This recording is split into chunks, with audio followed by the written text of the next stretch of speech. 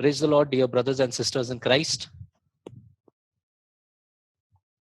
और सारे भाई बहनों को जो मसीह में है उनको परमेश्वर की स्तुति हो।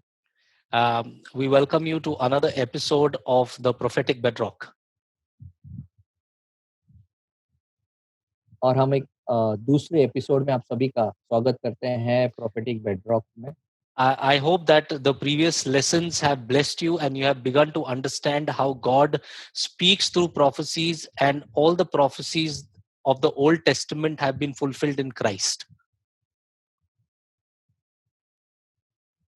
और जो पीछे के जो हमने शिक्षण दिए थे मैं आशा करता हूँ कि वो उनसे आप आशीषित हुए थे, और ये जो भी सारी भविष्यवाणियाँ जो हम यहाँ पे सिखा रहे हैं, बता रहे हैं, वो सारे यीशु मसीह में पूरी होती है। So we have covered that Christ was in the genealogy that Matthew had written in the first chapter.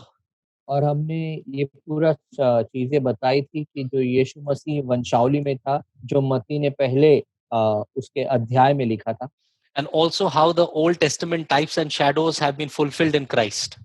और पुराने करार के जो भी प्रकार है, जो भी परछाइयाँ हैं, वो कैसे यीशु मसीह में पूरी होती है। So today we'd like to come to a topic that is very important and very much misunderstood in the present time. और ऐसा है कि आज जो विषय हम सीखने वाले हैं वो सबसे पहले बहुत महत्वपूर्ण है, और दूसरी बात ये है कि आज के समय में उस विषय को लेकर बहुत सारे लोगों के बहुत सारे गैर समझ है, वो सारी चीज़ों को आज हम The topic that I'd like to touch on today would be what are the last days in Scripture? What does last days mean in the Bible?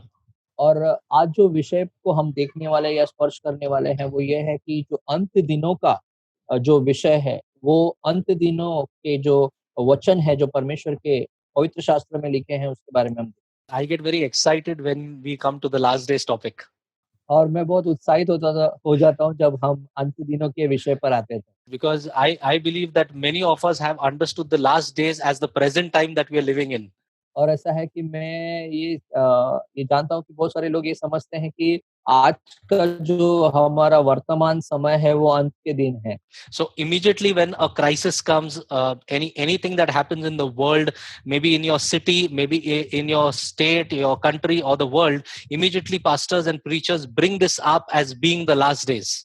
और ऐसा है कि अगर कोई बड़ा सताव या कोई बड़े संकट जब आपके शहर में, आपके गाँव में, आपके राष्ट्र में या पूरे संसार भर में आता है, तो क्या होता है, जो पासबान होते हैं वो इस विषय को, जो अंत की अभी ये जो संकट आ गया है, ये तुम्हें दर्शाएगा, ये बता रहा है कि हम अंत दिनों में हैं, और अंत दिनों के जो विषय है वो शुरुआत कर देते हैं। So we hear a lot of stuff coming in about we being the last generation, this being the end time generation, we must raise up a generation. And so all this thing comes up believing that we are living in the last days. और ऐसा है कि फिर कहा जाता है कि तुम एक आखिरी वंश हो, तुम आखिरी पीढ़ी हो जो अंत दिनों की है। अंत दिनों के हमें एक ऐसी पीढ़ी को उभारना है जो अंत दिनों के लिए खड़े हो जाए, और ये सारी बातें जो है ना, ये ऊपर आने शुरुआत हो जाती है। We need to see in scripture what does the Bible mean, what did the apostles mean, what did Jesus mean, what does the Old Testament prophets mean about the last days. और हमें ये समझना है कि क्या Bible बताती है अंत के दिनों में, क्या शिष्य बताते थे, क्या यीशु मसीह बताते थे, क्या जो जूने करार के जो भविष्यवक्ता या नबी है वो अंत दिनों के बारे में क्या बोलते। So before we begin, I want everyone who is listening to us to have a little patience and go through the scriptures with us and begin to understand. So please go through the scriptures that we gave and go step by step to understand what the last days are. तो जो कोई हमारे इस शिक्षण को सुन रहा है, मैं चाहता हूँ कि आप धीरज रखें और आप इसे ध्यान से सुने, और वचन ब वचन जो हम सिखा रहे हैं, बता रहे हैं, तो वचन को लेकर बैठें, और कदम मतलब स्टेप बाय स्टेप, या फिर मतलब हर एक कदम पे ध्यान रखें, हर एक वचन पे ध्यान रखें कि ये किस तरीके से कहाँ ताल्लुक रख रहा है और किस तरीके से इसको पूरी तरीके से दर्शाया जा रहा है। तो इसमें अपना धीरज और संयम बनाया रखें। The Bible speaks about certain kinds of phrases, that is the last days, the day of the Lord, latter times, these last days, last time, etc. और ऐसा है कि बाइबल बहुत सारे वाक्यों को दर्शाती है कि ये अंत के दिन है, ये ये खत्म होने वाले दिन है या यह अंत समय है, ऐसे बहुत सारे वाक्यों का उल्लेख पवित्र शास्त्रों में कहा गया है। So the first time the mention of last days in scripture is given in the book of Genesis.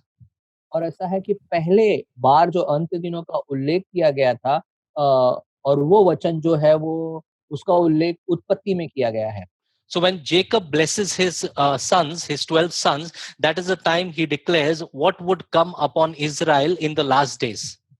और ऐसा है कि याकूब जो होता है जब वो अपने बच्चों को आशीषित करता है और वो बताता है कि इज़राइल का जो अंत समय होगा या अंत दिनों में क्या होगा।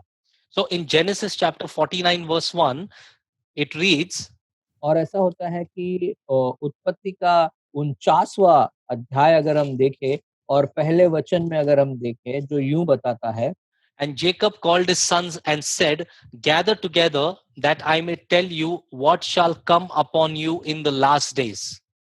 और ऐसा है कि फिर वचन ऐसा बताता है, फिर याकूब ने जो है अपने पुत्रों को यह कहकर बुलाया, इकट्ठा हो जाओ, मैं तुमको बताऊँगा कि अंत के दिनों में तुम पर क्या-क्या बीतेगा। So the first time the mention of last days comes out from Jacob's mouth. और ऐसा है पहली बार जो अंत दिनों की बात जो है वो याकूब के मुख से निकलती है, हम देखते हैं इस वचन के द्वारा। Yeah. And when he blesses his sons, that moment the blessing also falls on Judah. And from the line of Judah comes Christ. और ऐसा है कि देखो अभी यहाँ पे जो याकूब बच्चों को आशीष कर रहा है, वो जो आशीष है वो यहूदा पे गिरती है और हम देखते हैं यहूदा की जो पीढ़ी है उसके वंश से हमारे प्रभु यीशु यानी कि मसीहा आते हैं। So the blessing upon Judah is recorded in Genesis chapter 49, verse number 10. और जो आशीष जो यहूदा की हमने बात की है, वो इसी अध्याय के 10वें वचन में बताई गई है। And the Bible says, Jacob says, the scepter shall not depart from Judah until Shiloh come.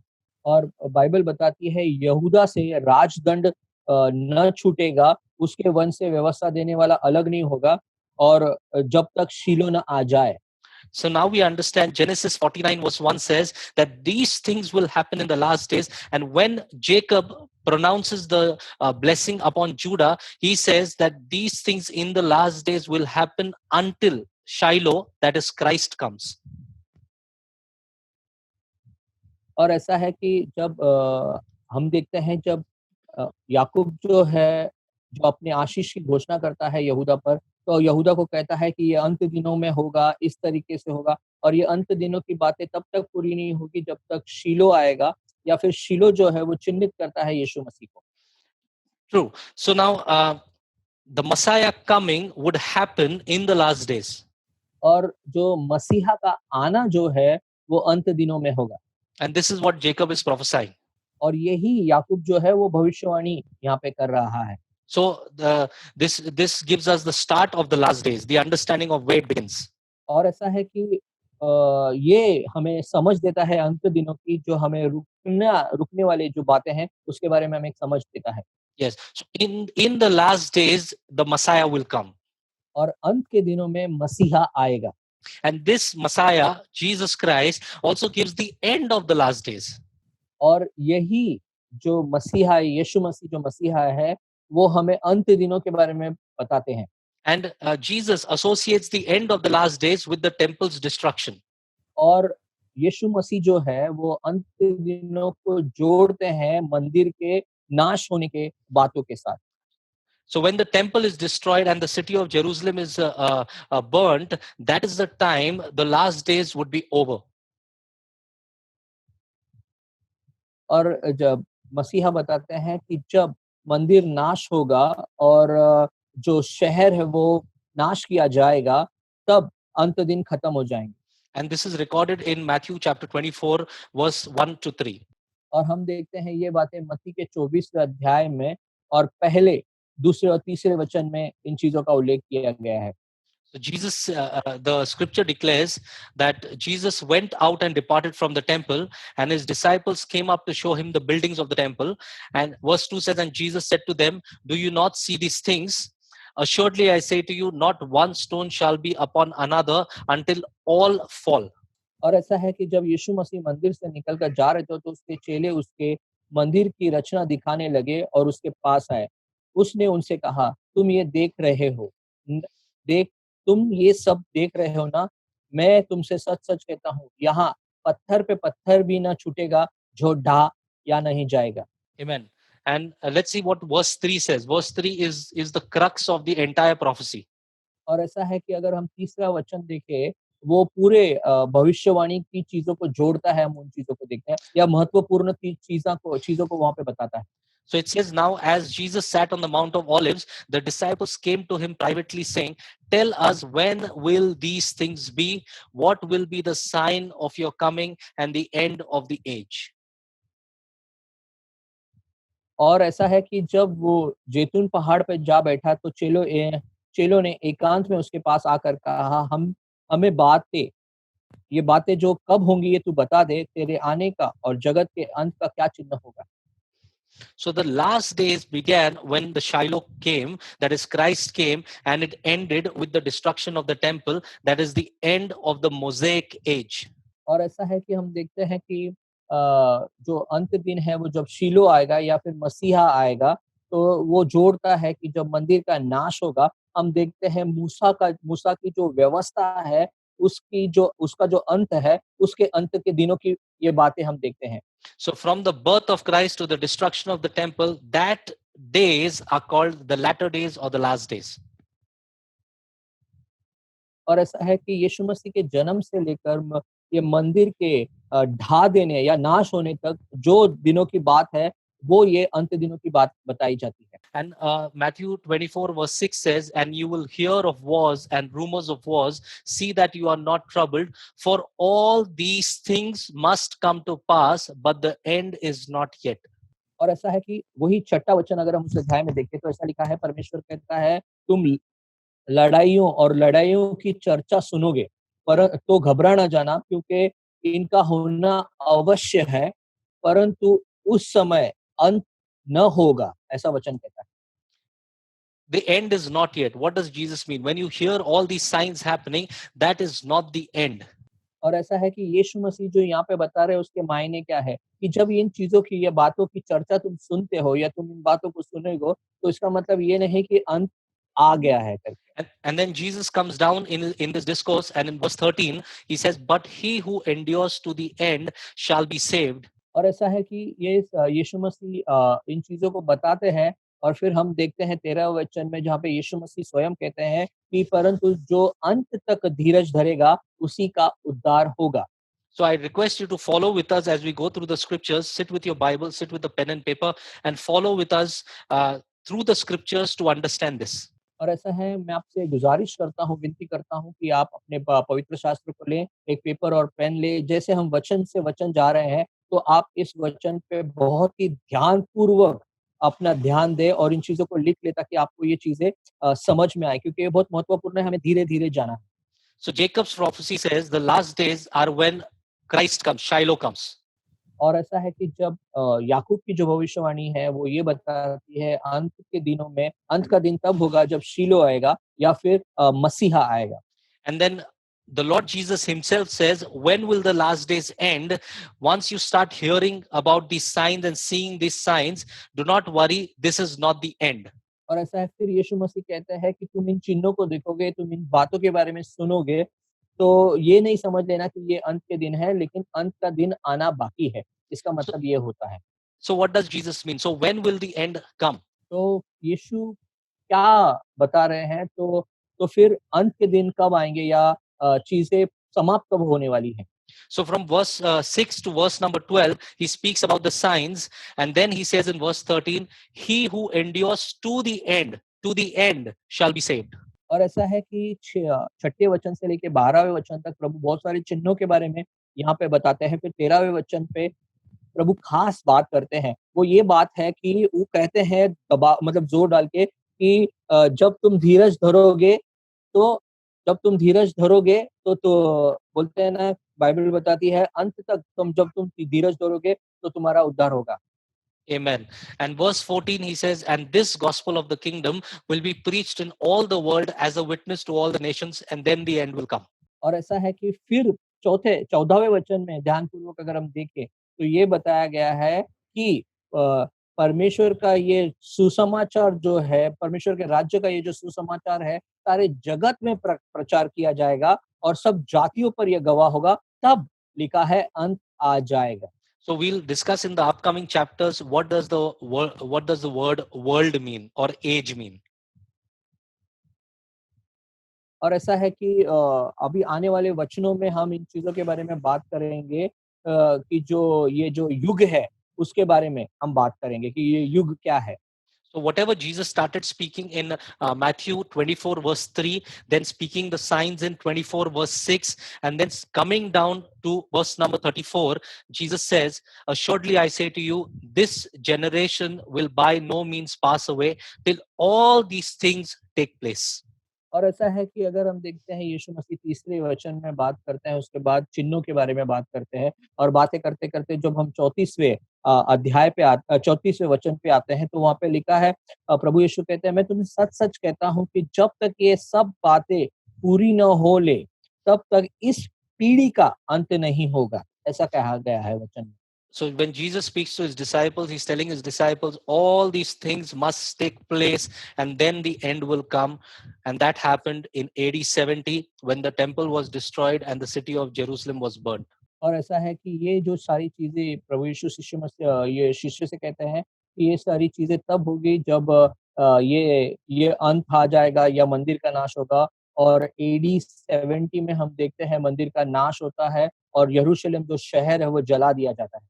So Matthew 24 verse 1 to 3, he tells his disciples that, these things are going to happen about the temple. Because they asked him about the temple, he says, not one stone shall be left upon another.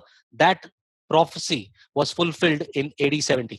और ऐसा है कि जब शिष्य यीशु मसीह से पूछते हैं कि ये सब बातें कब होगी और वो मंदिर के बारे में पूछते हैं, तब यीशु मसीह कहता है कि ये मंदिर पूरी तरीके से ढा दिया जाएगा, एक पत्थर उस पे टिकेगा नहीं और पूरी तरीके से इसका नाश होगा और ये जो भविष्यवाणी जो है वो एडी 70 में पूरी होती है।